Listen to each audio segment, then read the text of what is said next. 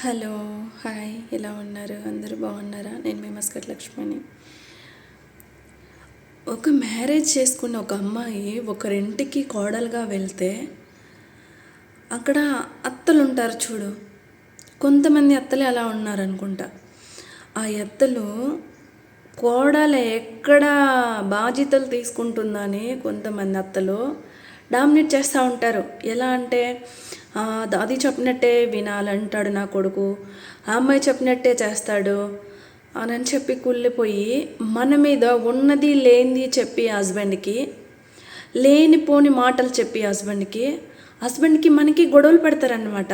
తను ఇలా చేస్తుంది, తను అలా చేస్తుంది, తను ఇదిరా, తను అదిరా.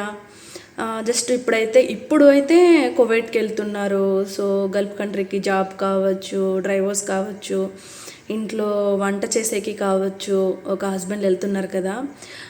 అది మనసులో పెట్టుకొని అత్తలు ఏం చేస్తున్నారంటే, అత్త అయినా మామైనా ఏం చెప్తున్నారంటే, నీ భార్య ఇలా చేసింది, నీ భార్య అలా చేసింది, ఇది అది అని చెప్తూ ఉంటారు. అలాంటి హస్బెండ్కి మాత్రమే చెప్తున్నానండి నేను. ఫస్ట్ ఆఫ్ ఆల్ తను ఏం చేస్తుంది, అది నిజమా కాదా, మీ కళ్ళతో మీరు చూడండి. ఫస్ట్ మీ చెవులతో మీరు వినండి. ఆ తర్వాత అమ్మ నాన్న చెప్పిన మాటలని వైఫ్ని దూరం చేసుకోవద్దండి. అమ్మ నాన్న చెప్పిన మాటలని వైఫ్ని దూరం చేసుకోవద్దండి. ఫస్ట్ మీరు మీ వైఫ్తో మాట్లాడి ఏం జరిగిందో తెలుసుకోండి. తెలుసుకోకుండా మా ఇంట్లోంచి వెళ్ళిపోను, మా ఇంట్లో ఉండడానికి వీలు లేదు అంటే ఇది రీసెంట్గా జరిగింది. సో అందుకని నేను చెప్తున్నాను. రీసెంట్గా జరిగింది మా ఫ్యామిలీలో. సో చెప్తున్నాను నేనైతే. అలాంటి హస్బెండ్లకు చెప్తున్నాను నేను, ఫస్ట్ మీరు తెలుసుకోండి ఏం జరిగింది ఏంటి అనేది తెలుసుకోండి. మళ్ళీ ఈ మధ్యలో ఈ అత్త మామ కాకోకుండా అదే ఆడపడుచులు ఉంటారు కదా, వాళ్ళు కూడా ఇన్వాల్వ్ అయిపోతారు. వాళ్ళ ఇంట్లో ఏం జరుగుతుందనేది పక్కన పెట్టేస్తారు.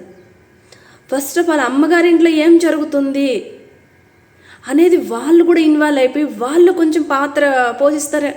ఈ మధ్యకాలంలో అదేంటో తెలీదు. వాళ్ళ సంసారం ఎలా ఉంది, వాళ్ళ బతుకు, వాళ్ళ పిల్లలని చూసుకోరు. కానీ సో ఈ ఆడపడుసులు కూడా కొంతమంది ఆడపడుసులే ఇన్వాల్వ్ అవుతారు. సో అలాంటి వాళ్ళకి నేను చెప్తున్నాను, మెయిన్ హస్బెండ్లకి, కువైట్కి వెళ్ళొచ్చు, నువ్వు జాబ్ చేయొచ్చు, సో నువ్వు డ్రైవర్గా వెళ్ళొచ్చు, ఏదైనా వెళ్ళొచ్చు. ఫస్ట్ ఆఫ్ ఆల్ నీ వైఫ్ గురించి నువ్వు తెలుసుకో.